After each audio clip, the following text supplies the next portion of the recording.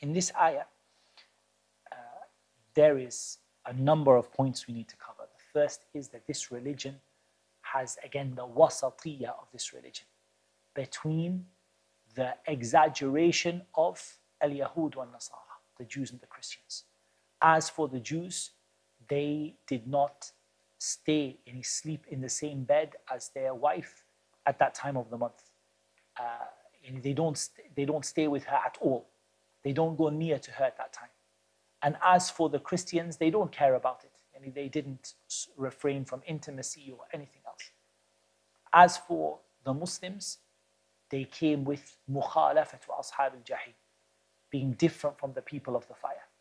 So Allah subhanahu wa ta'ala ordained for them, as the Prophet ﷺ said, "Isna'u kulla shay'in ma'ahunna illa nikah," or kama qala sallallahu alayhi wa sallam, do with them everything except intercourse. And you're allowed to sleep in the same bed. You're allowed a certain amount of intimacy that doesn't reach the level of intercourse. So look at the balance in this religion, the wasatiyah. And then from the benefits of the ayah here is look at the wording used. This is talking about a very sensitive topic. Topics of intimacy, quite detailed topics about what is permissible and not permissible during intimacy. And yet the language used is very appropriate and very, very, it's not at all embarrassing or not at all vulgar in any way. And yet Allah subhanahu wa ta'ala speaks about matters which are important. So these matters are regulated in Islam. In what you can and cannot do in intimacy is regulated within Islam. You do not have freedom to do whatever you want. Rather, Allah subhanahu wa ta'ala tells you what you are allowed to do and what you're not allowed to do. The sabab nuzul of the ayah said that it came down between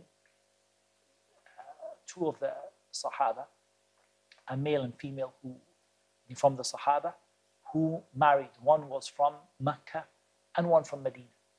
The man from Mecca was used to a certain amount of, you can say, freedom in terms of the bedroom, in terms of intimacy and so on.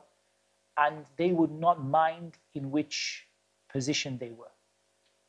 However, the people of Medina, they had in their mind that if a man came to his wife from behind, that this meant that there would be some harm happen to them.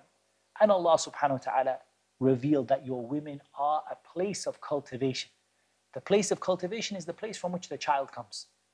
And that tells us that it is not permissible to go to a woman in another way other than that. In the place where the child comes from, that is what is permitted. However, whichever a person wishes within that, from whichever direction or way within that, and from where the child comes, that is what is permitted in Islam. So Allah subhanahu wa ta'ala deals with an issue which is sensitive and difficult to talk about with the most beautiful of language. And the issue is clear. And then Allah subhanahu wa ta'ala talks about purity. And first of all, the purity of ghusl, when the woman takes ghusl from the menses and she becomes pure again.